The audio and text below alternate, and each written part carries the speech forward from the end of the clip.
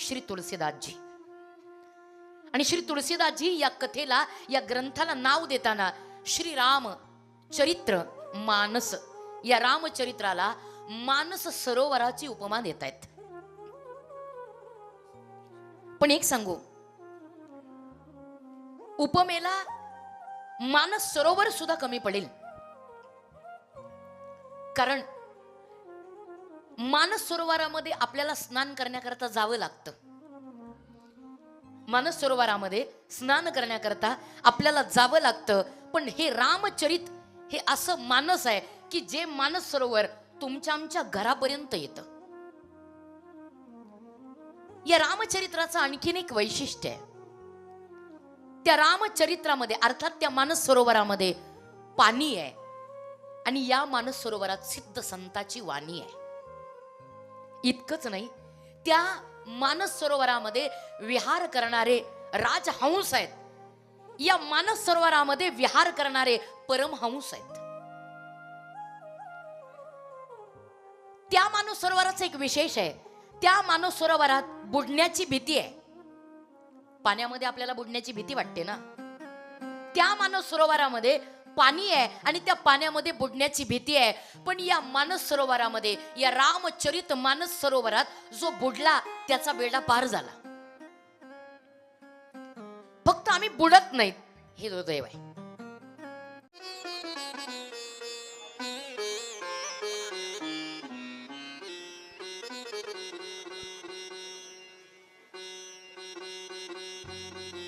प्रभु रामचंद्र भगवान की जय, पवन सुत हनुमान की जय, उमापति महादेव की जय, बोलो रे भाई सब संतन की जय।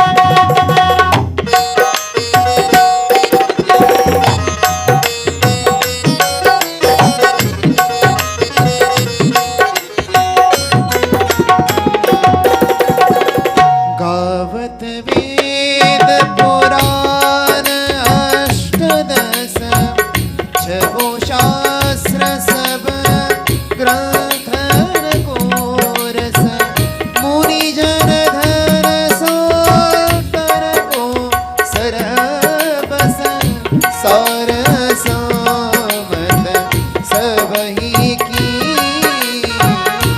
आरती श्री रामायण जी की कीर्ति कलित ललित श्रीयती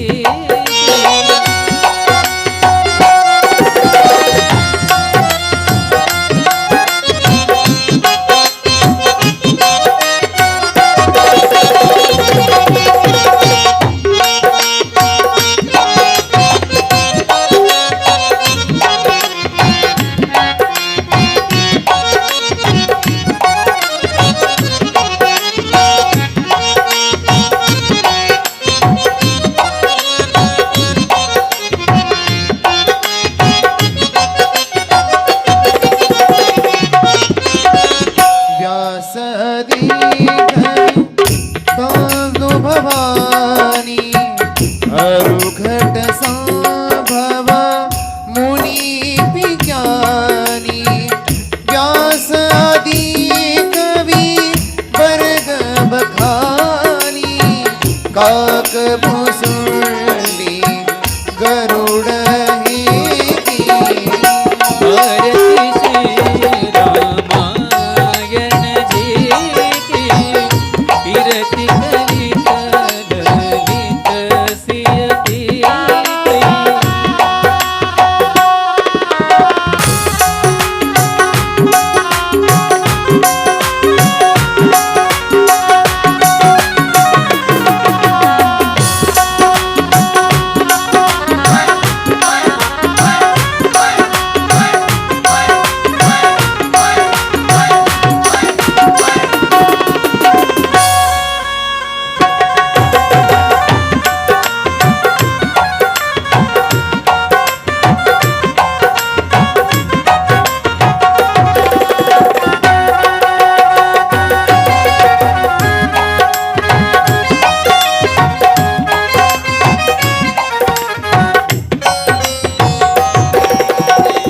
कलिबल हरनी विषय रसती की शुभग सिंगार ओ दलन रोग भव मुरी अमिकी पात मात सब विधि तुलसी आरती श्री रामायण जी की कीर्ति कलित ललित श्रीयती आरती श्री रामायण जी हरे लोटांगन वदीन चरण गुणानि पाजिन रुप्र तुले हरे अरंगन आनंद भोजन भवे वारिन हरे नमः त्वमेव माता पिता त्वमेव बन्धु सखा त्वमेव विद्या जगत् त्वमेव सर्वं मम देवते आयेन वाचा मंत्रिता बुद्धात्मका भवत्सवा करोति यत्नं सकलस्वरस्मै नारायणाते समर्पयामि अजबं कृष्णं राम नारायण कृष्णदामोदरं वचनं हरे राम राम राम हरे हरे कृष्ण कृष्ण हरे राम राम राम हरे हरे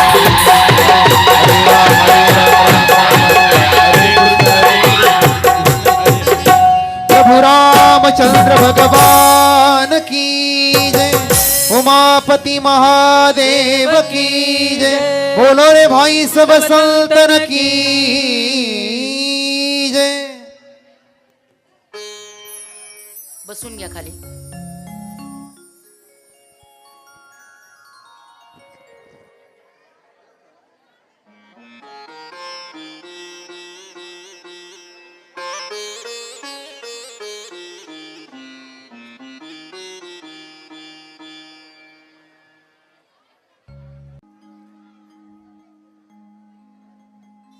वक्रतुंड महाकाय सूर्यकोटि समप्रभ निर्विघ्नं कुरु मे देव सर्वकार्येषु सर्वदा गणपती बाप्पा जय श्रीराम. आवाज जरा कमी येतोय, मला मान्य आहे जेवायचंय अजून, पण एकदा प्रभूनी कथेत यावं असं वाटत असेल तर जोरदार आवाज द्या. नामाची शक्ती मोठी आहे, त्या शक्तीनं प्रभूला या कथेमध्ये यावं लागेल. बोला जय श्रीराम.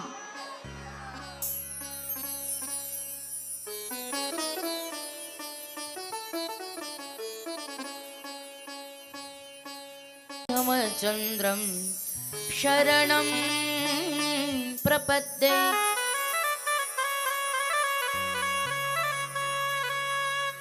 मनोजवं मारुततुल्यवेगं जितेन्द्रियं बुद्धिमतां वरिष्ठं वातात्मजं वानरयूथमुख्यं श्रीरामदूतं शरणं प्रपद्ये.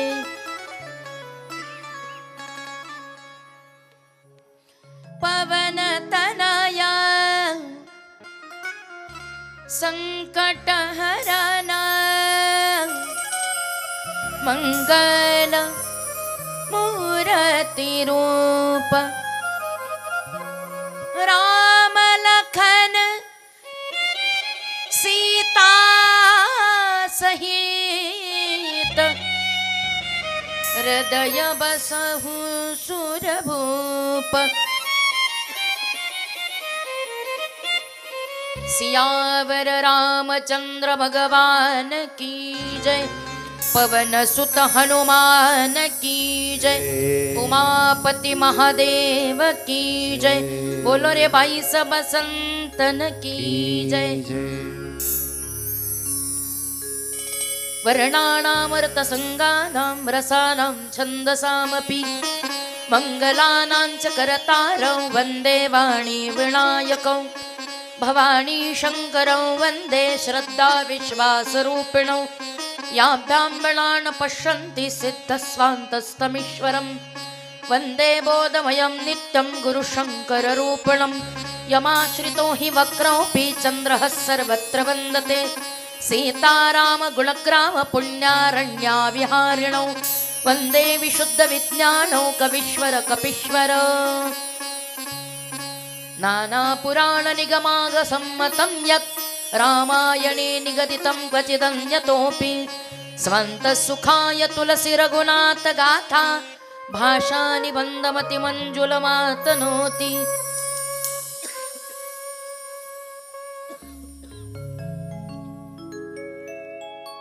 श्रीराम.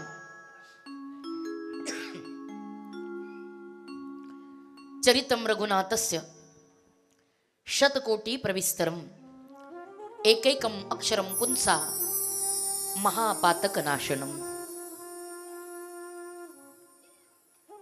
भगवान श्री गणेश, माता सरस्वती, श्री गुरुदेव, श्री विठ्ठल रुक्मिणी आदी करून सर्व देवतांच्या चरणावरती साष्टांग दंडवत प्रणिपात करून आज या कथेला आपण प्रारंभ करतो आहोत. ज्या कथेचं नाव आहे श्री रामचरितमानस. कथा आयोजित करण्याचं कारण आपण सर्वांना ज्ञात आहे, परंतु तरी सांगणं वाक्याचं कर्तव्य आहे. या न्यायानं आज वाहेगावच्या या पवित्र भूमीमध्ये गेल्या अनेक वर्ष परंपरेनं चैत्र शुद्ध प्रतिपदेच्या या मंगल मुहूर्तावरती आयोजित करण्यात येत असलेला अखंड हरिनाम सप्ताह आणि त्या सप्ताहाची या वर्षीचं एक विशेष स्वरूप म्हणजे प्रभू रामचंद्रजीच्या जन्मोत्सवाचं औचित्य साधून श्रीराम कथेचं केलेलं भव्य दिव्य आयोजन. सर्व ग्रामस्थ मंडळी, वाहेगाव, सर्व तरुण वर्ग, सगळ्या माझ्या माय भगिनी, सर्व ज्येष्ठ जुने जाणकार वारकरी भाविक श्रोते, आपण सर्वांच्या परमकृपेनं तनानं मनानं आणि धनानं आयोजित केलेला हा कार्यक्रम, म्हणून सगळ्यात पहिल्यांदा ग्रामस्थांना खूप खूप धन्यवाद देते, कारण आपल्या कुशल नियोजनातून या कार्यक्रमाचं केलेलं हे आयोजन आज या कार्यक्रमाच्या माध्यमातून अतिशय सुंदर अशा स्वरूपामध्ये, अगदी कुठेच कोणतीच कमी ग्रामस्थ मंडळींनी ठेवलेली नाही आहे, अशा सकुशल नियोजनातून आपल्या पुढे सादर होत असलेली ही रामकथा.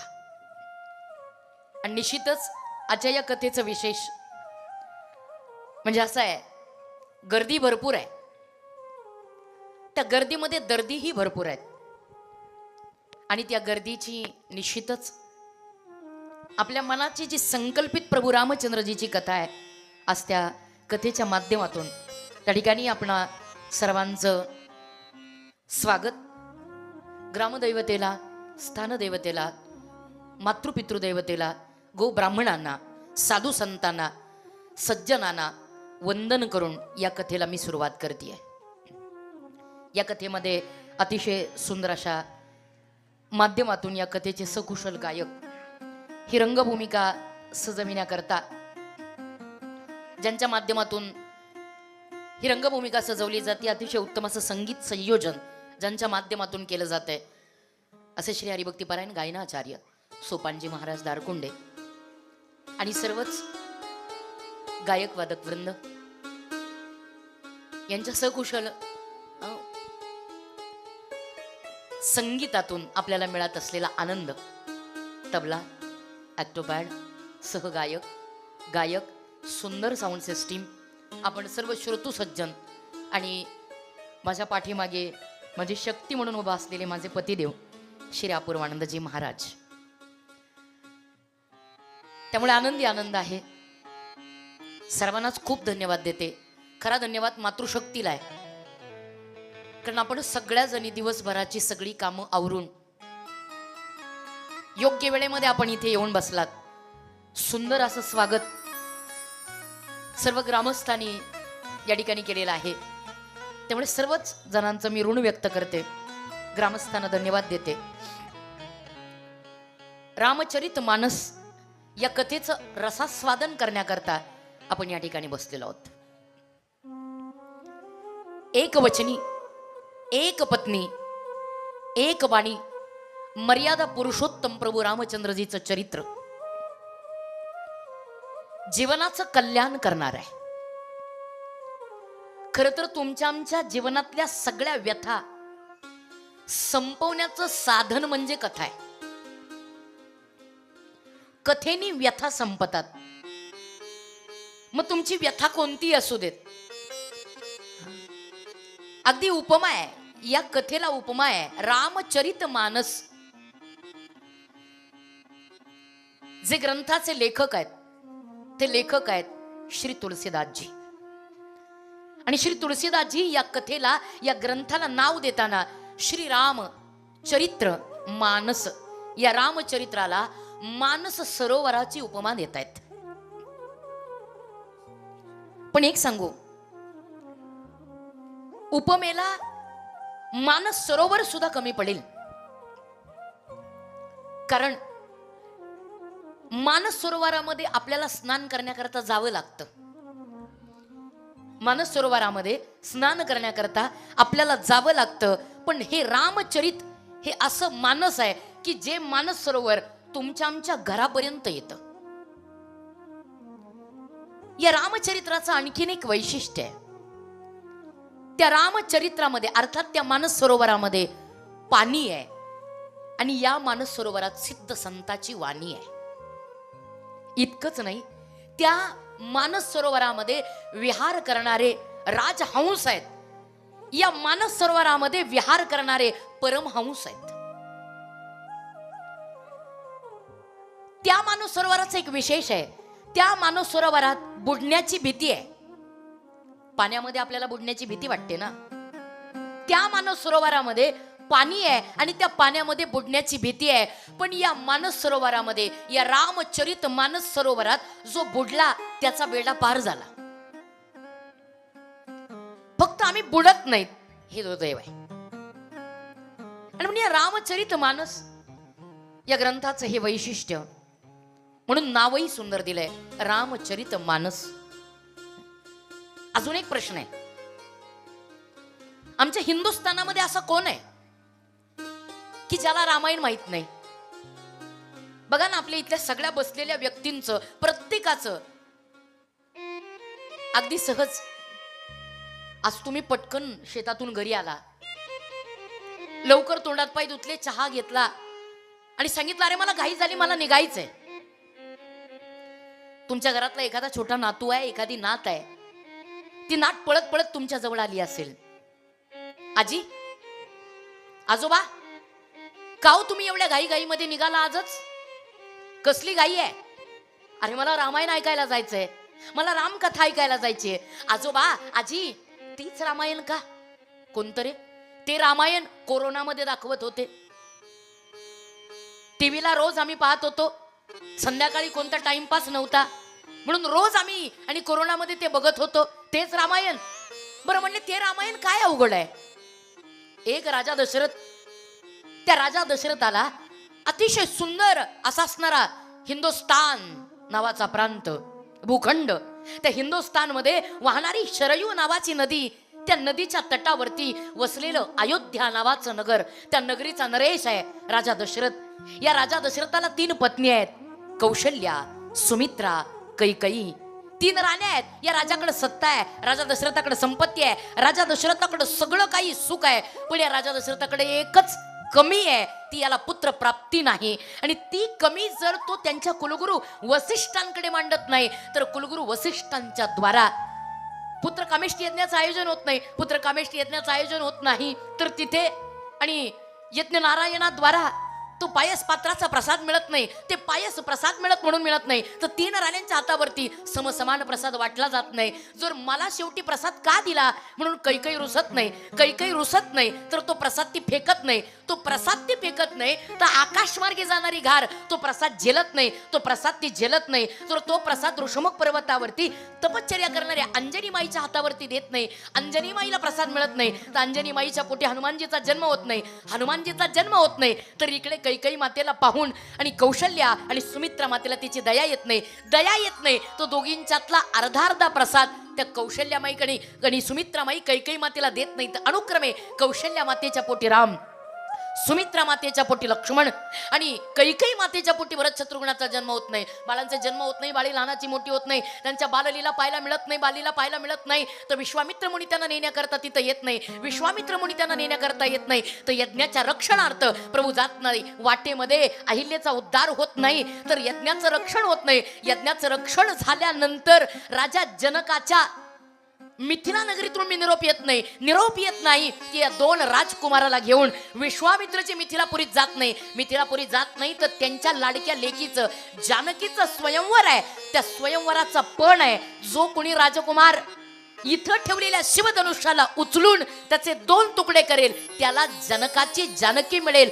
हा पण प्रभू रामचंद्रजी एका फटक्यात आणि बाण उचलत नाही, धनुष्य उचलत नाही तर त्या धनुष्याचे 2 तुकडे करत नाही तर आम्हाला जानकी मिळत नाही. दोघांचा थाटामाटात विवाह होत नाही, विवाह होत नाही ते वरात वाजत गाजत अयोध्येत जात नाही, वरात अयोध्येत जात नाही तर दशरथाला आनंद होत नाही, आनंद होत नाही तर माझा राम आता मोठा झाला, ज्येष्ठ पुत्राच्या ताब्यात राजगादी द्यावी हा निर्णय होत नाही. तर त्या ठिकाणी अयोध्या सजत नाही, अयोध्या सजत नाही तर आनंदी होत नाही. पण विकल्प हिवराच्या झाडावर येत नाही, विघ्न आणायचंय, हा राज्याभिषेक लांबवायचा आहे म्हणून विकल्प हिवराच्या झाडावर येत नाही तर त्या विकल्पाच्या खाली, त्या हिवराच्या झाडाखाली मंत्रा येत नाही, तो विकल्प तिच्या डोक्यात शिरत नाही. विकल्प घेऊन ती अयोध्येत येत नाही तर मंत्रेच्या डोक्यातला विकल्प कैकईच्या डोक्यात जात नाही तर कैकई रुसत नाही तर 2 वर राजा दशरथाला मागत नाही. एका वरानं माझ्या भरताला राजगादी आणि दुसऱ्या वरानं रामाला 14 वर्ष वनवास मिळत नाही तर रामचंद्र प्रभू वनवासाला निघत नाही, सोबत सीतामाई लक्ष्मणजी जात नाही. अनेक मुक्काम करत आणि 14 वर्षाचं वनांचं राज्य प्रभू उपभोगत नाही. त्या काळामध्ये राजा दशरथाचं मरण, भरताची भेट, कित्येक साधू संतांच्या भेटी, कित्येक राक्षसांचा संवार, अशा गोष्टी करत करत तुमचं आमच्या भाग्यानं 14व्या वर्षाचा शेवट करण्याकरता प्रभू अयोध्येतून आणि त्या ठिकाणी त्या जंगलातून आणि प्रभू येत नाहीत नाशिकात, पंचवटीत. प्रभू पंचवटीत येत नाही तर दंडकारण्य सुधारत नाही, दंडकारण्य सुधारत नाही तर त्या ठिकाणी मारीच मामा येत नाही. मारीच मामा आणि येत नाही तर त्या मारीच मामा सारख्या त्या हरणाकडे पाहून सीतामाई बोलत नाही तर त्याची कातडी कंचुकी करण्याकरता हवी म्हणून प्रभू तिच्या मागे धावत नाही. प्रभू धावत नाही ते सीतामाई एकटी उरत नाही. ती एकटी उरत नाही तर साधूच्या वेशात रावण येत नाही. रावण येत नाही तर सीतामाईला पळवून येत नाही. पळवून येत नाही तर जटायू तिला अडवत नाही. जटाईचा उद्धार करत नाही तर प्रभू तिच्या विलापा करता तिला शोधण्याकरता निघत नाही. प्रभू सीतेच्या शोधार्थ जात नाही. वाटेमध्ये शबरी भेटत नाही. शबरी नवविधा भक्ती प्रदान करून जर प्रभू आणि त्या ठिकाणी ऋषमोक पर्वतावरती नल नील जामवंत सुग्रीव हनुमंत या 5 वानर राजांना भेटत नाही तर हनुमानजीची भेट होत नाही. हनुमानजी सारखा अंतरंग सखा प्रभूला मिळत नाही तर प्रभू आता आनंदित होत नाही. हनुमानजी करवी लंकेतून सीता अशोक वाटिकेमध्ये सुरक्षित आहे हे कळत नाही तर वाली सुग्रीवाचं युद्ध होत नाही. वाली सुग्रीवाचं युद्ध होत नाही तर सुग्रीव आणि वाली मरत नाही तर सुग्रीवा करवी 18 पद्म वानर प्रभूला मिळत नाही तर प्रभू जाता जाता रामेश्वराची स्थापना करत नाही. रामेश्वराची स्थापना करून त्या ठिकाणी रामेश्वरापासून लंकेपर्यंत सेतू उभारल्या जात नाही. जर सेतू उभारल्या जात नाही तर अवघी वानरसेना लंकेत जात नाही. वानरसेना लंकेत जात नाही तर रावणाचं युद्ध होत नाही. रावणाचं युद्ध होत नाही तर रावण मरत नाही आणि रावण मरत नाही तर 33 कोटी देव बंदीखान्यातून सुटत नाही. काही कळलं का? जर तुम्ही जागेवर असाल तर कळेल.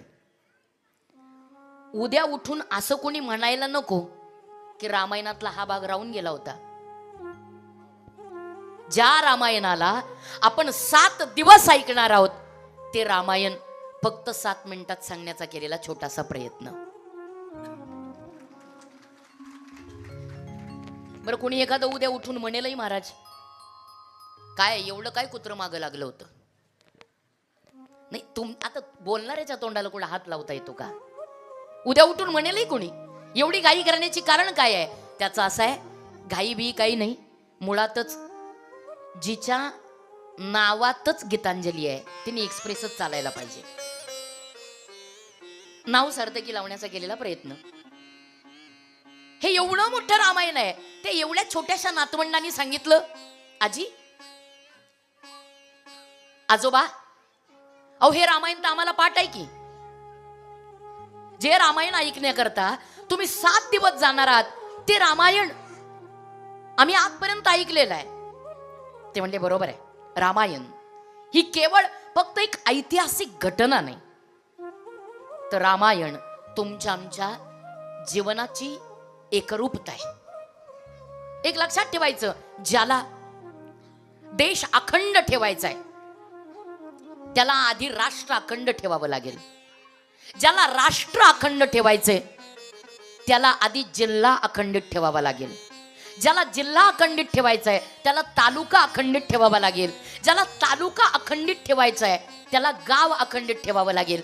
ज्याला गाव अखंडित ठेवायचंय त्याला वाडी भावकी अखंडित ठेवावी लागेल. त्याला भावकी अखंडित ठेवायची त्यांनी आधी घर अखंडित ठेवावं लागेल. आणि ज्याला घर अखंडित ठेवायचे त्यांनी आधी घरातली माणसं अखंडित ठेवायचे. आणि ज्याला घरातली माणसं अखंडित ठेवायचे त्यांनी आधी भावांना अखंडित ठेवायचे.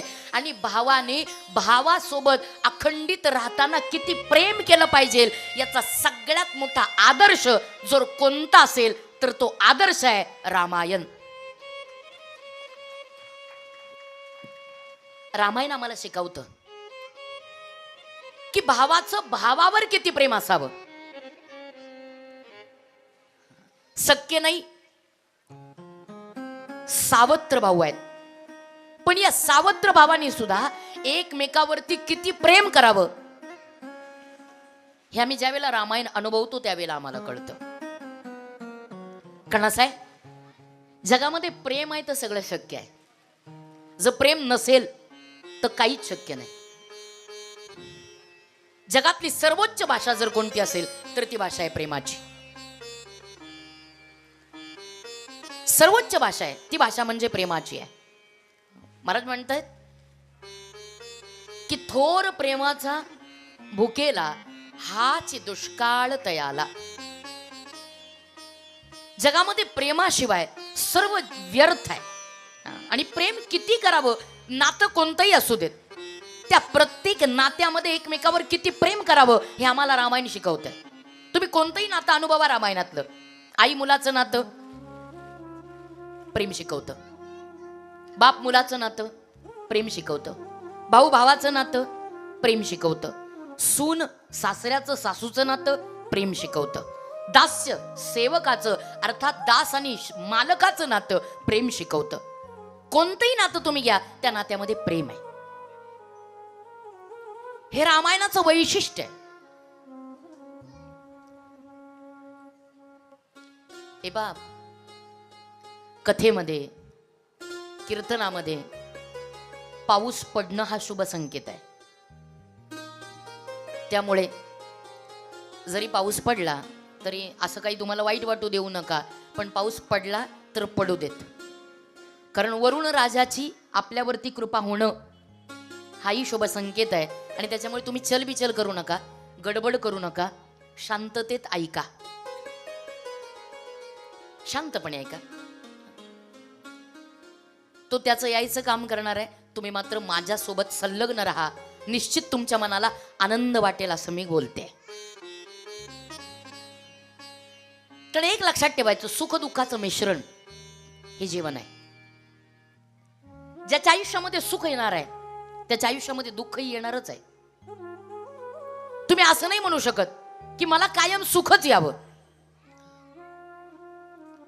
प्रत्येकाला सुख मिळावं, सुख मिळू नये असं कुणाला वाटत नाही, पण दुःख आल्याशिवाय राहत नाही.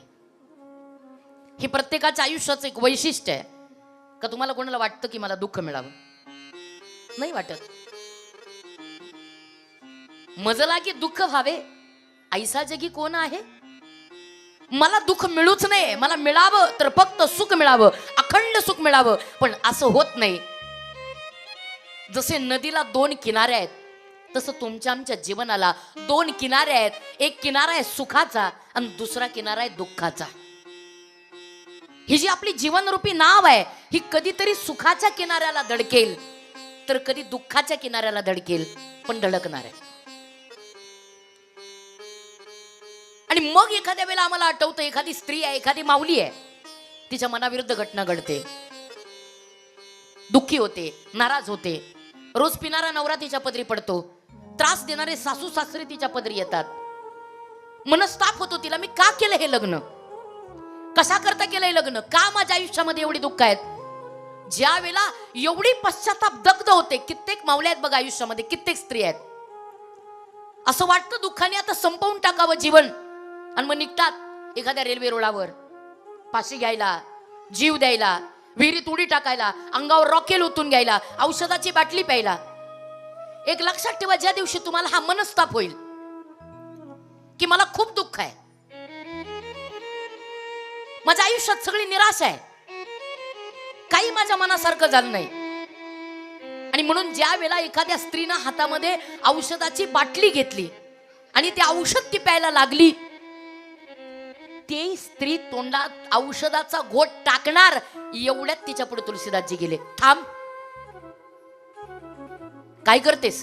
काही नाही महाराज, नका आडवं येऊ, नका मला वाचू, काही आयुष्यात माझ्या मनासारखं नाही आहे, नाही मला जगायचंय, काहीच इथं माझ्या मनासारखं नाहीये, सगळी पदरी निराशा आहे, मला नाही वाचायचंय.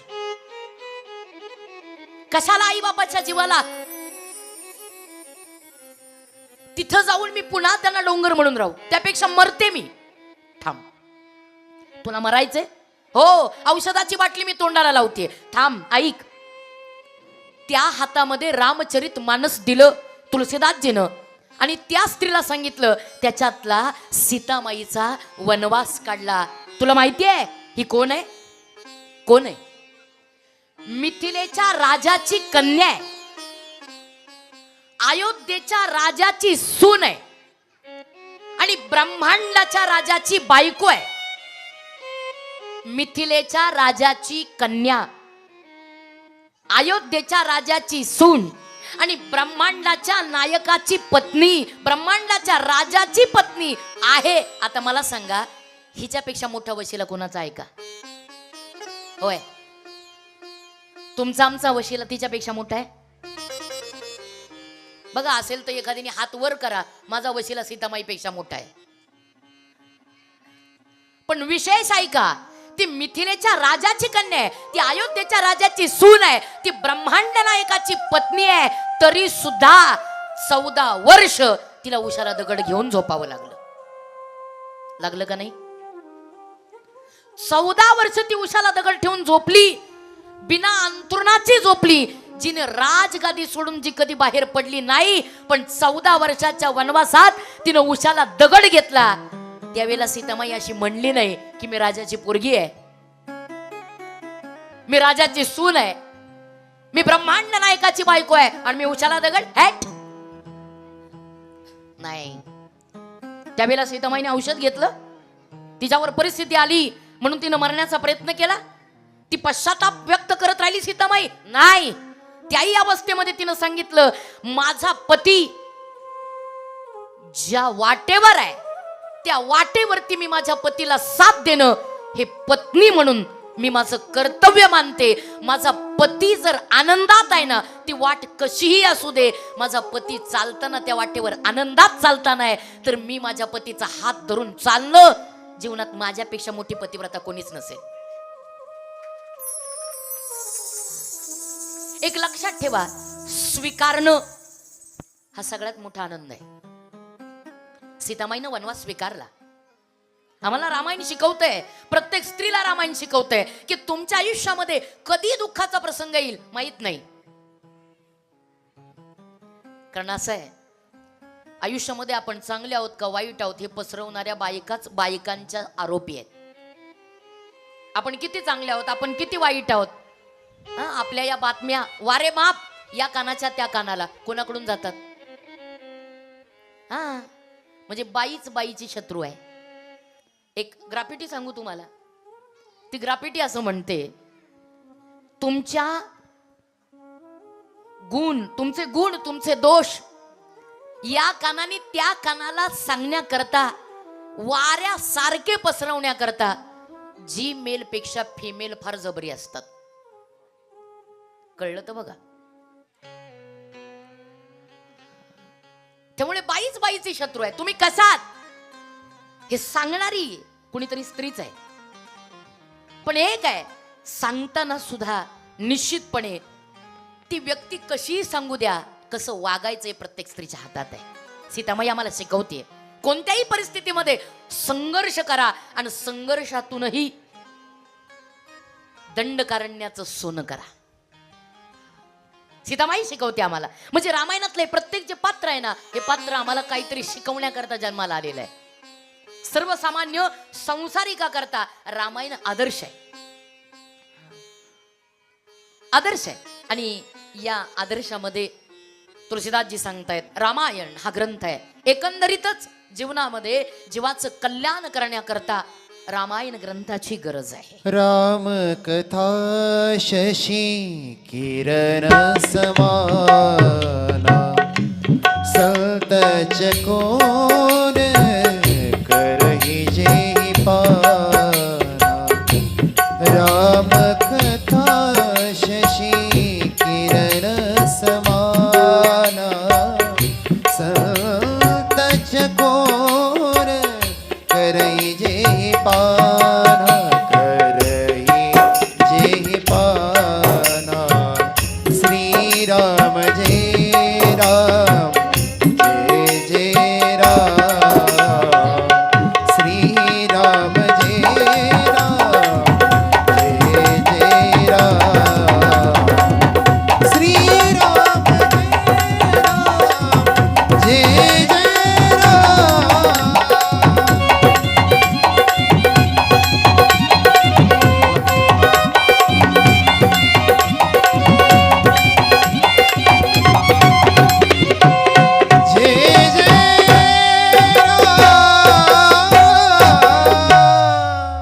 रामकथा शशी किरण समाना. कारण म्हणते रामकथा ही किरणासारखी आहे, तेजस्वी आहे. प्रत्येकाच्या जीवनातला अंधार मिटवण्याचं सामर्थ्य श्रीरामकथेमध्ये आहे. आणि अशी परमपवित्र श्रीरामकथा तुलसीदासजीनं हिचं लेखन केलंय. ग्रंथांचे करते तुलसीदासजी आहेत, ज्यांनी प्रभू रामचंद्रजी वरती अफाट प्रेम केलं. ते श्री तुलसीदासजीच्या चरणाविंदांवरती नतमस्तक होऊयात. श्री तुलसीदासजी या रामकथेच्या निमित्तानं प्रथम वंदन करतायत श्री गणेशाला. विघ्नहर्ता आहे. या विघ्नहर्त्याचं प्रथम वंदन करून आई सरस्वती मातेला, शिव पार्वती माईला, सज्जन दुर्जनाला, या सृष्टीला, आणि नंतर वंदन करतायत, पहिलं वंदन करतायत ते कौशल्या माईला. बलदेव कौशल्या देसी प्रीची कीर्ती जासो सकल जग साची. बलदेव कौशल्या देसी प्रीची कीर्ती जासु सकल जग साची. प्रगटे जहाँ रघुपति शशि चारो विश्व सुखद खल कमल तू सारो. दशरथ राहु सहित सब रानी सुकृत सुमंगल मूर्ति गानी. बलदेव कौशल्या देसी प्रीची कीर्ती सकल जग साची. बलदेव कौशल्या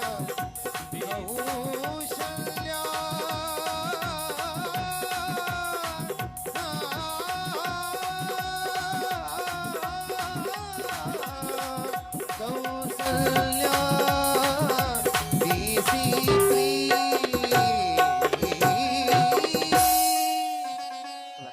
आज के आनंद की जय हो. महाराज म्हणताय बंदऊ कौसल्या दिसी प्राची. पहिलं वंदन करतायत कौशल्या मातेला. का?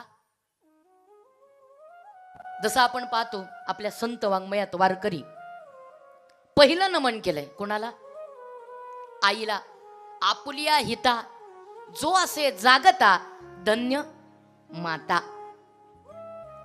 मातरम पितरम चैव साक्षात प्रत्यक्ष देवताम मत्वा ग्रहीणी सेवेत सदा सर्व प्रयत्नता. पहिलं नमन केले ते आईला. का? जगामध्ये आई इतकं श्रेष्ठ दैवत न मातु परम दैवतम. आई इतकं मोठं दैवत कोणतंच नाही, म्हणून पहिलं वंदन केलंय आईला. कारण काय असतंय बघा, असं एक म्हणणं आहे की आईपेक्षा जगामध्ये कोणीच मोठं नाही. आई सगळ्यात श्रेष्ठ आहे. ज्यांनी संन्यास घेतलाय त्या संन्यास्त जेव्हा करता असा नियम आहे, जो संन्यासी आहे त्या संन्याशाने कुणाच्या पायावरती डोकं नाही टेकवायचं. एकदा का संन्यास झाला, संन्यासाची दीक्षा झाली की त्यांनी कुणाच्याच पायावर डोकं नाही टेकवायचं. पण त्या संन्यासाकरता असा नियम आहे, त्याच्या पुढे त्याचा जन्मदाता पिता जरी आला, बाप जरी आला, तरी त्या बापानी त्याला नमस्कार करायचा, पण त्यांनी बापाला नाही नमस्कार करायचा. बघा, पण ज्या वेळेला त्या संन्यासाच्या पुढे त्याची आई येईल त्यावेळेला त्याला बापांनी नमस्कार करावा लागतो. पण आई पुढे आली की त्यांनी मात्र आईच्या पायावरती डोकं टेकवावं लागतं. संन्यास धर्म सांगतो तू कुणा पुढेच वाकायचं नाही, पण आई जर तुझ्या पुढे आली तर तू किती मोठा संन्यासी अस, तुला आईच्या चरणाला मिठी मारावीच लागेल. एवढा मोठा अधिकार आहे तिचा की संन्यासाला सुद्धा तिच्या पायावर झुकावं लागतं. अख्खं जग संन्यासाच्या पायावर झुकतंय, पण संन्यासाला सुद्धा त्याच्या जन्मदात्या आईच्या पायावर झुकावं लागतंय. आईपेक्षा कोणी मोठं नाही. का? सबसे बड़ी है माँ पगले, सबसे बड़ी है माँ, सबसे बड़ी है माँ पगले, सबसे बड़ी है माँ. बड़ी है माँ ये पगले, सबसे बड़ी ये माँ, सबसे बड़ी ये माँ.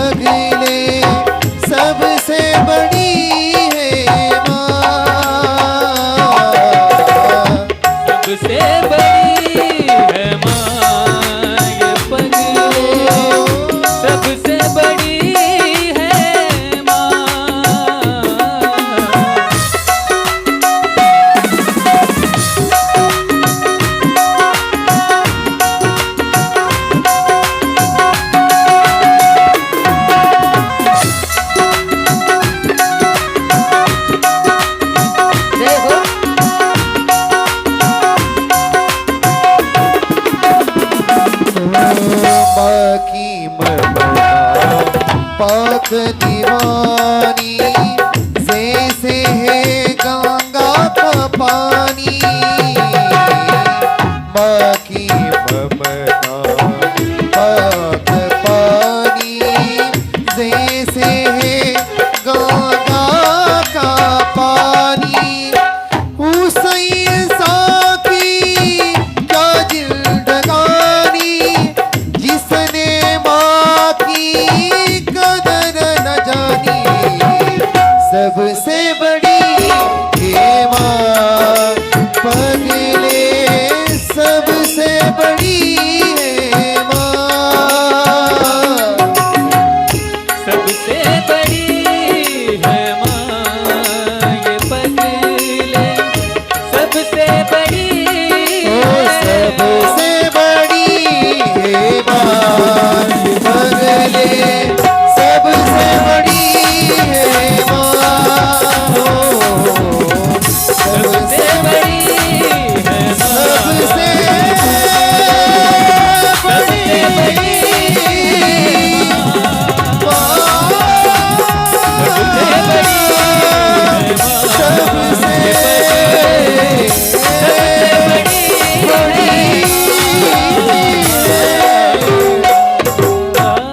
सबसे बड़ी है माँ पगले सबसे बड़ी है माँ वा, एकदा जोरदार टाळ्या. अप्रतिम. काय असे सगळे हिरे असल्यावर काय आनंदी आनंद आहे कथेमध्ये. सबसे बडी है माँ पगले सबसे बड़ी है माँ देती है हमें दुआ पगले सबसे बड़ी है माँ मिलती नहीं वो दोबारा पगले सबसे बड़ी है माँ. कौशल्या माईला पहिलं वंदन केलंय कारण आई जगातलं सगळ्यात श्रेष्ठ पात्र आहे. मग ती कोणाची असू देत. या आईचं एक विशेष आहे बघा. आईपेक्षा मोठं कोणी नाही. डोळे मिटून प्रेम करते तिचं नाव आहे मैत्रीण. डोळे मिटल्यासारखं प्रेम करते तिचं नाव आहे प्रेयसी. डोळे वटारून प्रेम करते तिचं नाव आहे बायको. आणि डोळे मिटेपर्यंत प्रेम करते तिचं नाव आहे आई. बघा पद्धती आहेत प्रेमाच्या. पहिलं वंदन केलं आईला का थोडस कापलं आपल्याला. बघा पुरुष वर्गाने जरा विचार करा. थोडस कापलं तर आपण बोट बांधून ठेवतो. 2-4 दिवस काम नाही करत त्या बोटाने का थोडस कापलेलं असतंय. थोडस कापलं तर आपण 2-4 दिवस विश्रांती घेतो.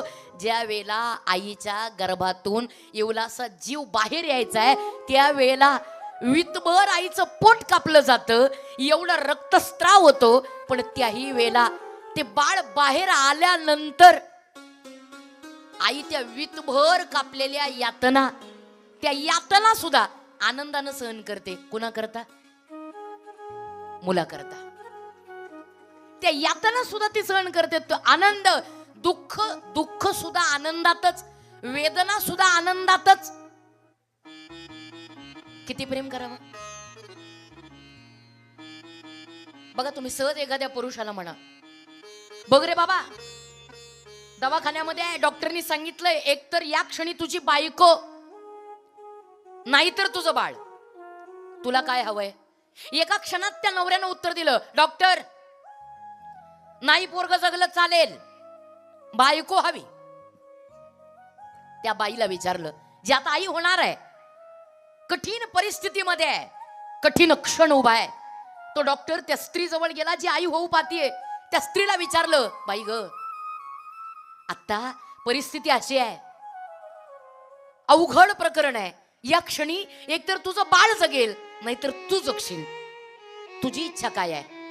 एवढ्या वेदनेमध्ये एवढ्या यातनेमध्ये एवढ्या मरण अवस्थेमध्ये सुद्धा त्या स्त्रीनं त्या होऊ आणणाऱ्या आईनं उत्तर दिलं डॉक्टर मी नाही ना जगले तरी चालेल माझं बाळ मात्र जगलं पाहिजे. जिनं स्वतःच्या प्राणापेक्षा जास्त प्रेम स्वतःच्या लेकरावर करावं त्या पात्राचं नाव आहे आई. पहिलं वंदन आहे आईला, बंदव कौसल्या दिशी प्राची. दुसरं वंदन राजा दशरथजीला. तिसरं वंदन या तीनही आणखी मातेला, कौशल्या, सुमित्रा, कैकेयी. नंतर वंदन करतायत चारही भावांना, राम, लक्ष्मण, भरत, शत्रुघ्न. नंतर वंदन आहे सीतामाईला. नंतर वंदन आहे अयोध्यावासियाला. नंतर वंदन करतायत रामाला. मग वंदन आहे राम नामाला. मग वंदन आहे सगुण निर्गुणाला, अवघ्या विश्वाला, सृष्टीला वंदन केलंय. आणि त्यावेळेला तीर्थराज प्रयाग, माघ महिना चालू आहे. आणि त्या माघ महिन्याच्या निमित्ताने सगळे साधू संत प्रयागामध्ये येत आहेत. सगळी शास्त्रांची, वेदांची चर्चा चालू आहे त्या प्रयाग क्षेत्रामध्ये. आणि पूर्णाहुतीचा दिवस आहे. त्या पूर्णाहुतीच्या दिवशी सगळे संत श्री भारद्वाजीच्या जवळ आलेत. भारद्वाज मुनी बसही प्रयागा, जिन राम पदती अनुरागा. बसही प्रयागा भारद्वाज मुनी बसही प्रयागा.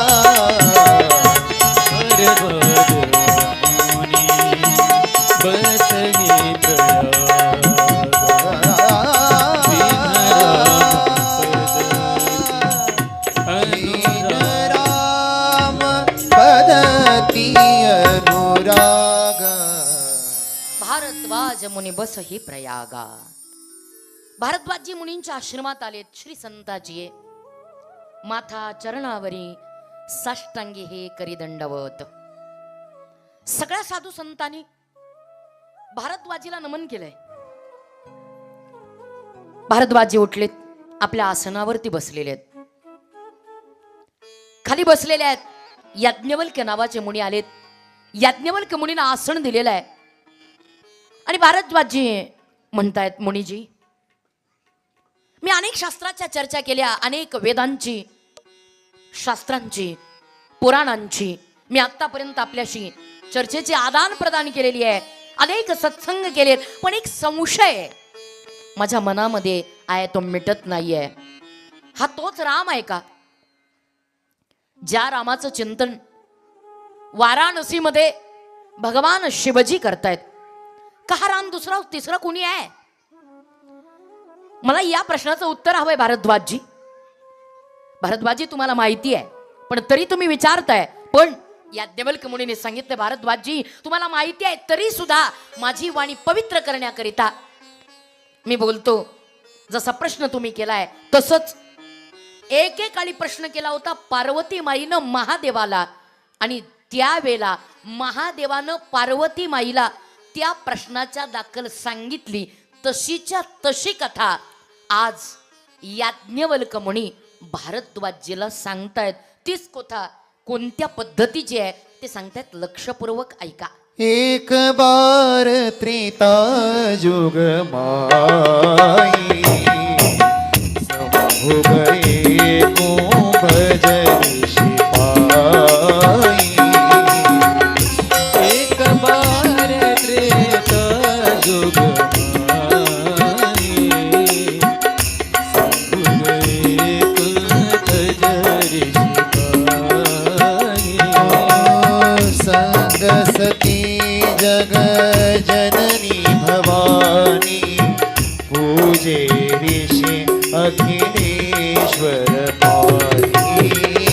संग सती जग जननी भवानी, तुझे ऋषि अखिलेश्वर ओ राम सिया राम जय जय राम.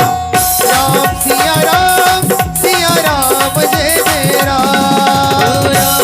सिया राम जय जय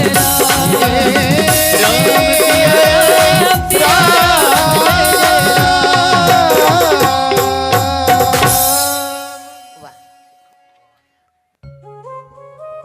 तुलसीदासजी सांगतात, एक बार त्रेता जुगमाई संभु गए कुंभज ऋषि पाई संग सती जग जननी भवानी पूजे ऋषी अखिलेश्वर जानी. एक वेळेला भगवान शिवजी पार्वती माईच्या समवेत कुंभज म्हणजे अगस्ती मुनी, ज्यांचं नाव आहे कुंभज, का त्यांचा जन्म कुंभातून झाला म्हणून त्यांचं नाव कुंभज. आणि मग अगस्तीजी, अगस्ती नावाचे ऋषी आहेत, त्या अगस्ती नावाच्या ऋषींच्या जवळ भगवान शिव पार्वती माईच्या समवेत आलेले आहेत. कुठे? अगस्तीजींचं निवास सध्या महाराष्ट्रामध्ये मनमाडच्या जवळ अंकाई नावाचा जो किल्ला आहे, त्या अंकाई नावाच्या किल्ल्यावरती अगस्ती मुनींचं वास्तव्य आहे. त्या अंकाई नावाच्या किल्ल्यावरती अगस्ती मुनींना भेटण्याकरता भगवान आणि शंकर कथा श्रवण करण्याकरता एकटे नाही, पार्वती माईला सोबत घेऊन गेले. आणि त्यामुळे एक नियम लक्षात ठेवायचा, ज्यांना कथा ऐकायची, कथा एकट्याने नाही ऐकायची, मग दोघांनी ऐकायची. कथा एकट्याने नाही, दोघांनी ऐकायची. कारण शंकर आणि पार्वती दोघही जण कथेला गेलेले आहेत. त्यामुळे आज ज्या ज्या पार्वती एकट्या आलेत, जाग्या आहेत ना पार्वती सगळ्या, हा, आज ज्या ज्या पार्वती एकट्या आलेत त्या त्या पार्वतींनी उद्या बिनभोबाट भगवान शंकर घेऊन येणे. आणि जे जे शंकर एकटे आलेत त्यांनी पार्वती घरी ठेवता कामा नाही.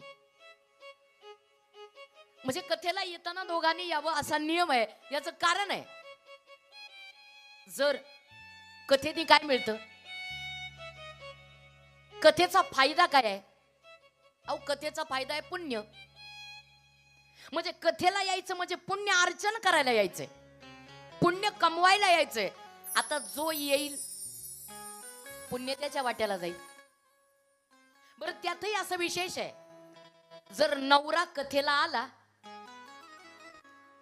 तर तो कथेला आला तरी त्याच्यातलं अर्ध पुण्य कोणाला आहे? पत्नीला आहे.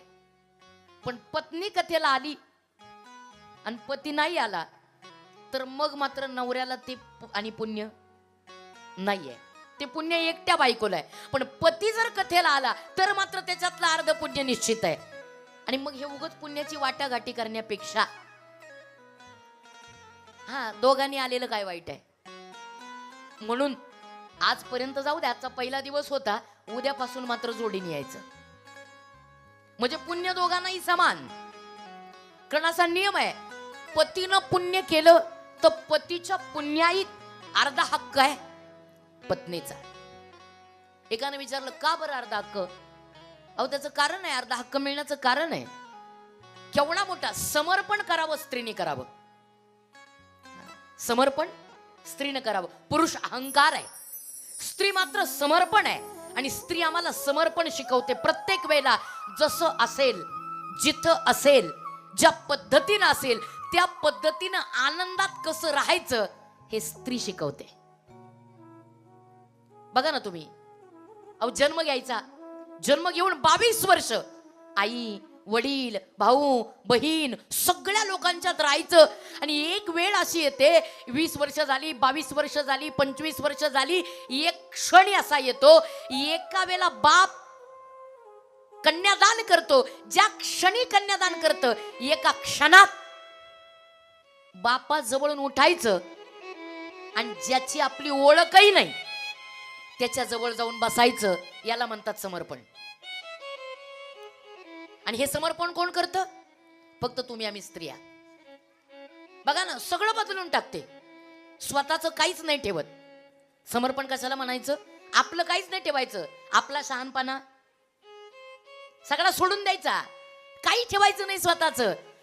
पहिलं नाव असते कुमारी, नंतर स्वतःचं नाव, मग बापाचं नाव, मग बापाचं आडनाव, मग बापाचं गाव, मग बापाचा जिल्हा, मग बापाचं राज्य. जे असेल, लग्न झालं क्षणात, नवऱ्यानं मंगळसूत्र घातलं, नवऱ्यानी कपाळी कुंकू लावलं, कुमारी ऐवजी सौभाग्यवती. लगेच नवरा म्हणेल ते नाव, नवऱ्याचं नाव, पुढे नवऱ्याचं आडनाव, नवऱ्याचंच गाव, नवऱ्याचाच तालुका, नवऱ्याचाच जिल्हा, नवऱ्याचंच राष्ट्र. एका क्षणात सगळं बापाकडचं सोडायचं आणि पतीकडचं जोडायचं. हे समर्पण जगामध्ये फक्त स्त्री करू शकते आणि म्हणून त्या समर्पणाला प्रणाम करतायत. हे फक्त स्त्री करू शकते. बघा ना, स्वतःच काहीच नाही. ती कुठेही जाऊ देत, कोणत्याही मंदिरात जाऊ दे महाराज, मंदिरात दर्शनाला गेली ना, ती स्वतः करता काही मागत नाही. मग तुम्ही बघा त्या टेम्पोवरती, ट्रकांवरती, ट्रॅक्टरांवरती पाठीमागं वाचलं असेल, सुखी ठेव देवा हा माझा धनी कुंकवाचा. ती स्वतः करता काही मागतच नाही. तिचं जे मागणं आहे ते मागणं नवऱ्या करताय. अहो, ती वडाजवळ जरी गेली ना, त्या वडाला प्रदक्षिणा ज्या घालते ना, त्या प्रदक्षिणा स्वतः करता नाहीत, त्या प्रदक्षिणा सुद्धा नवऱ्या करतायत. असू दे असू दे. ते अहो प्रभू रामचंद्रजी तुम्हाला येऊन स्पर्श करतायत. कथेचं याच्यापेक्षा फळ काय असू शकतं? हा वारा म्हणजे त्यांचा स्पर्श आहे, त्यांचं अस्तित्व असल्याची ती खूण आहे. त्यामुळे चिंता नका करू. आहे त्या परिस्थितीमध्ये आनंद घ्या, आनंद घ्या. सगळं समर्पण आहे स्त्रीच्या जीवनामध्ये. स्वतःच काहीच नाही. वडाला प्रदक्षिणा करते, पण त्या प्रदक्षिणा घालता घालता ती म्हणते त्या वडाला, अरे जसं त्या सत्यवानाचे प्राण तू वाचवलेस, त्या सत्यवानाला यमाच्या तावडीतून सोडवलंस आणि त्या सावित्रीचं कुंकू बळकट ठेवलंस देवा, तसं या सावित्रीचं सुद्धा कुंकू बळकट ठेव. आयुष्यामध्ये प्रत्येक स्त्री देवाला एवढंच मागते की देवा, भरल्या कपाळानं मला या जगाचा निरोप घ्यायचा आहे, की या जगात मी जावी आणि माझा पती मात्र माझ्या पाठीमागे शिल्लक असावा. माझं हे कपाळ आहे ते कुंकवानी भरलेल्या मळवटा सहित अखंड वज्र चुडे मंडित या जगाचा मी निरोप घ्यावा. बघा ना, जिनं स्वतःच्या पतीच्या प्राणाची अपेक्षा करावी, पण तिनं स्वतःच्या प्राणापेक्षा जास्त प्रेम पतीवर करावं, याला म्हणतात समर्पण. आणि हे समर्पण जीवनामध्ये फक्त पत्नी करू शकते. हे समर्पण दुसरं नाही कोणी करू शकत. बघा ना, असं कोणता पुरुष, आता आम्ही बिचाऱ्या घालतो, वडाला फेऱ्या घालतो, 7-7 फेऱ्या घालतो. असा एखादा पुरुष आहे का की त्याने येड्या बाबड्याला मारल्या चक्रा? आहे का तुमच्या वाई गावात? आहे का कोणी? बाबा रे, ही मंडळी, हीच मंडळी आपल्याला 7 जन्म मिळू दे. तो म्हणतो एवढं मिळालं हे का कमी आहे का? हाच जन्म कधी सुटेल ही काळजी करतो मी, वाट बघतोय. पण हे समर्पण आहे ना, हे समर्पण फक्त पत्नीकडे आहे. आणि या समर्पणाच्या भावनेला, आणि म्हणून बघा, अर्ध पुण्य का, एवढा मोठा त्याग करून ती तुमच्या जवळ येते. म्हणून पतीच्या पुण्याईमध्ये अर्धा हक्क आहे, तो पत्नीच आहे. सत्यनारायणाला फक्त ब्राह्मण काका म्हणतात, हा झाली पूजा, लावा हात. नुसता हात लावला, हा बाबा वर्षभर झटतो घरा करता, पण घरा करता नुसता हात लावला की अर्ध्या घराची मालकीन पत्नी आहे. समर्पण आहे, समर्पणा करता तिला महत्व आहे. म्हणून पती, अहो पती मास्तर असू द्या आणि ती 4थी नापास असू द्या, ती 4थी नापास असली आणि पती मास्तर असला तर तो मास्तर असेल तर ती मास्तरी नसते. तिला नका का अंगठा देता येणं का? अहो समर्पण आहे, समर्पण आहे म्हणून. पती मास्तर आहे तर ती मास्तरी नाही, पती साहेब आहे ती साहेबी नाही, पती वकील आहे पत्नी वकिली नाही. मग ती रोज कसा कसा भांडे नका, हा भांडणं मिटवतो ती भांडणं वाढवते. पण अर्थ काय आहे? अर्थ हा आहे, समर्पणाच्या पाठीमागची कृती आहे. पण एक आहे, एखादी बायको शिक्षिका असेल, असं कोणी म्हणतं का तिच्या नवऱ्याला, का हो सर, तो म्हणतो येडा झाला का बाबा रे, नांगर घेऊन चाललेला दिसत नाही हो तुला? मी कशाचा सर? ती असेल मॅडम, मी नाही सर. म्हणजे पतीच्या पदवीतही पत्नीला हक्क आहे, पत्नीच्या पदवीत पतीला हक्क नाही का? तिनं समर्पण केलंय म्हणून त्याच्या हक्कात तिला हक्क आहे. म्हणून ज्या वेळेला तुम्हाला पुण्य कमवायचंय, पुरुषांना विनंती आहे येताना उद्या पत्नी सहित यायचं, आणि सगळ्या पत्नींना विनंती आहे येताना पती सहित यायचं. कारण नवरा बायको दोघही कथेला सोबत येतात. आज शंकर भगवान आणि पार्वती माई दोघही जण कथेला आलेले आहेत. हं? संग सती जग जननी भवानी दोघही जण आलेत. अगस्त्य मुनींचं पूजन केलंय आणि अगस्त्य मुनींचं पूजन केल्यानंतर ज्यावेळेला हात जोडलेत भगवान शिवजीनं, त्यांना माहिती आहे मोठ्या बाबाची कन्या आहे, आम्ही रामकथा ऐकण्याकरता आलोय. अगस्त्यजी आम्हाला रामकथा ऐकवा. आणि मग अगस्त्यजींनी ती रामकथा ऐकवण्याकरता सुरुवात केली आहे. ती रामकथा पूर्ण झाली, नमस्कार केला आणि रामकथा पूर्ण करून नमस्कार करून भगवान शिवजी आणि पार्वतीमाई निघाले.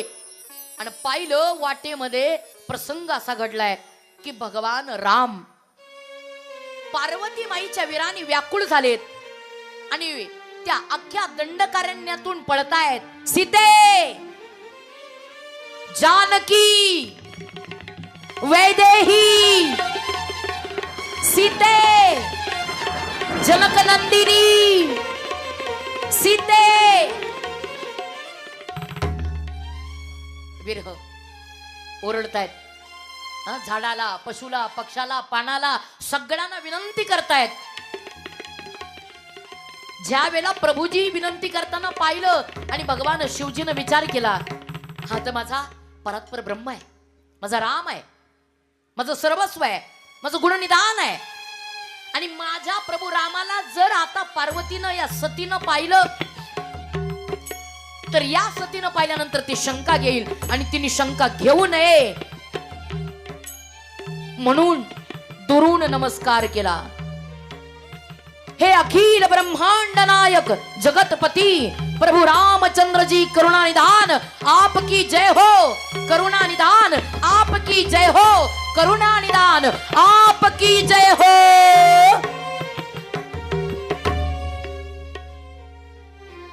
या सतीनं पाहिलं, म्हणली तुम्ही कोणाला नमस्कार केला?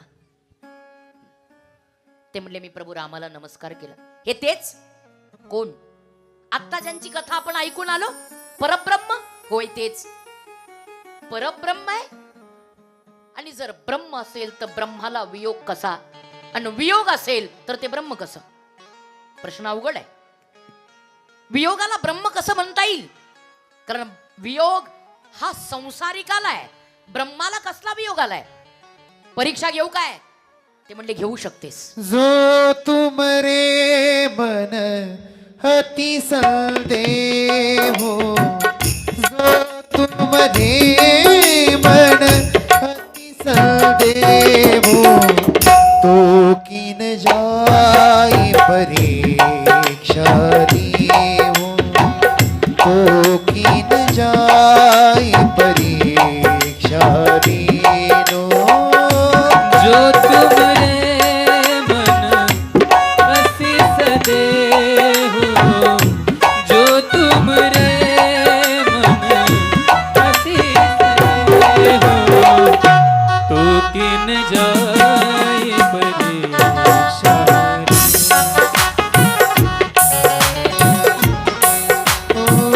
जो तुम रे मन अति संदेह हो. ज्यावेळेला परीक्षा घेतली आणि परीक्षेमध्ये मात्र नापास झाले आणि त्यावेळेला भगवान रामचंद्र प्रभूंनी नमन केलं, ओळखलं आणि पार्वती माईला अर्थात सती मातेला स्वतःची चूक कळली, हात जोडले, मी चुकले प्रभू. आणि मग मात्र भगवान शिवानी सतीचा त्याग केलाय आणि आता मात्र या सतीचं आसन काढलंय आणि ते आसन उचलून समोर ठेवलंय. कृती समजून घेतली. पुढच्या भागामध्ये ज्यावेळेला अतिशय सुंदर अशा स्वरूपामध्ये या सतीनं स्वतःच्या देहाला संपवून टाकलंय दक्ष राजाच्या कुंडामध्ये, यज्ञामध्ये. आणि आता मात्र या सतीचा दुसरा जन्म झालेला आहे हिमालयाच्या घरी. आणि तीच सती आता पार्वती रूपामध्ये जन्माला आलेली आहे. आणि आता भगवान शिवाच्या प्राप्ती करता तिनं याचना केलेली आहे, यज्ञ केलेला आहे, तपश्चर्या केलेली आहे. आणि ती तपश्चर्या पूर्णत्वाला गेली आहे. आणि ती तपश्चर्या पूर्ण करून आता भगवान शिवासोबत सती मातेचा अर्थात आताच्या पार्वती मातेचा विवाह साकार होतोय. त्या विवाहाकरिता अवघे वराती भगवान शिवाच्या कैलास पर्वतावरती जमलेले आहेत. सगळे वराती, बरं ते वराती साधे नाही आहेत, त्या वारात्यांमध्ये भूत प्रेत पिशाच सगळे जण आलेले आहेत. आणि अवघ्याने भगवान शिव आणि पार्वती या दोघांच्या आनंदाचा जयघोष केलाय. वराती येत आहेत, कलौरे येत आहेत, कलौऱ्या येत आहेत आणि भगवान शिव आणि पार्वती यांच्या विवाहाचा आनंदोत्सव साजरा करतायत. तो आनंदोत्सव आपण या ठिकाणी साजरा करूयात. आणि आज पावसामुळे, वरुण राजामुळे जरा सगळ्यांना जरा धाकधूक झालेली आहे. त्यामुळे आजची कथा आपण वेळेच्या आधी विराम घेणार आहोत, कारण बाकीच्यांना जेवणही बाकी आहे आणि पावसाची शक्यता आहे. म्हणून सगळ्यांच्या काळजीपोटी आजची कथा आपण थोड्याच वेळात विश्राम करतोय. रोजच्या रोज भोजन प्रसादी आहे, त्यामुळे आणि चुलबंद भोजन प्रसादी आहे. सगळ्यांनी आवर्जून कथेनंतर जेवण्याकरता यायचे. फक्त एक लक्षात ठेवायचं, उद्यापासूनची जी कथा आहे ती कथा 6:30 चालू होईल. कारण काय होतं, नंतर 9 वाजता जेवणाची वेळ, पावसाची वेळ, या सगळ्या वेळा एकत्र येतात. उद्या तुम्ही नाही आला तरी मी 6:30 येऊन बसलेली असेल, याची नोंद घ्यायची. कारण माझा जन्म पुण्यातला आहे आणि पुणेकर वेळ फार चांगली पाळतात. म्हणून उद्या बरोबर 6:30 वाजता कथा प्रारंभ होईल, याची सगळ्यांनी नोंद घ्या. आजची कथा या ठिकाणी विराम पावणार आहे. भगवान शिवजी आणि पार्वती माई या दोघांचंही आगमन आजच्या कथेमध्ये होतंय. भगवान शिवजी आणि पार्वती माई येत आहेत आणि या दोघांचा विवाह थाटामाटात पार पडतोय. या विवाहाकरता सगळे वराती आलेले आहेत. भूते वेताळ नाचती, हर्षयुक्त उमापती आणि आनंदाच्या भरात भगवान शिवजी पार्वती माई यांचं आगमन त्या ठिकाणी हिमालयाच्या दारात या मुलीच्या कन्येच्या घरी या ठिकाणी होतंय. आपण आनंदामध्ये या दोघांचं स्वागत करूया. हाताने टाळी, मुखाने नाम. लगन निकाले नारद बाबा, लगन निकाले नारद बाबा, देख गौरी के हाथ, गौरी की शादी है भोले बाबा के साथ, गौरी की शादी है भोले बाबा के साथ,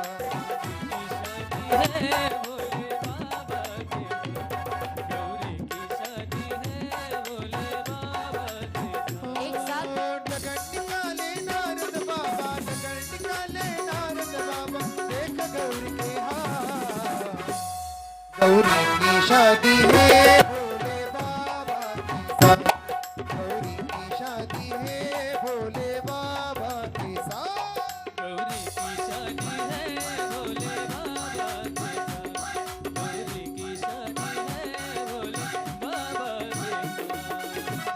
गौरी की शादी है भोले बाबा के साथ, गौरी की शादी है भोले बाबा के साथ.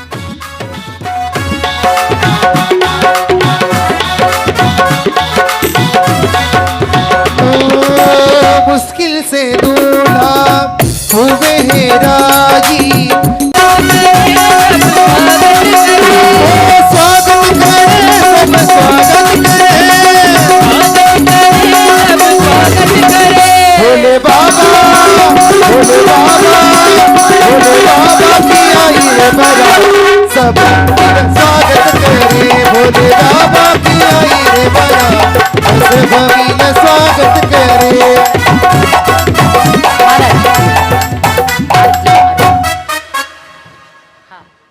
हा घ्या, आरती घेऊयात आधी, आरती घेऊयात आधी. जोडी ज्या असतील तर आजच्या आरतीच्या मानकऱ्यांच्या तर कृपया या.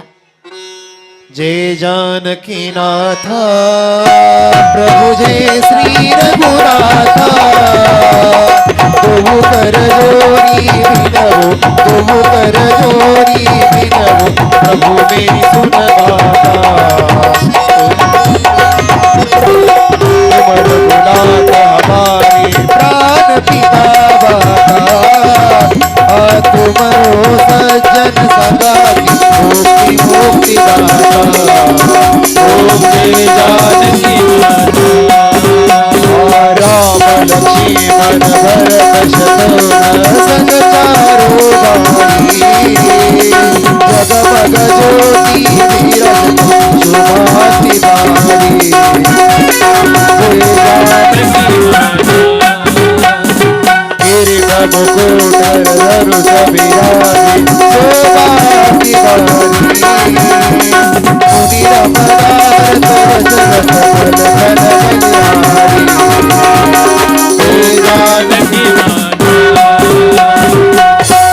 कुंडली कवरदार विठ्ठल श्री ज्ञानदेव तुकाराम पंढरीनाथ भगवान की जय रामचंद्र भगवान की की जय उमापति महादेव की की जय पवन सुत हनुमान की जय जय श्रीराम. जय जय श्रीराम. रोज अतिशय उत्तम अशा झाकी आणि त्या झाकींचं दर्शन श्री अजयजी भैया वृंदावन यांच्या मार्फत होणार आहे.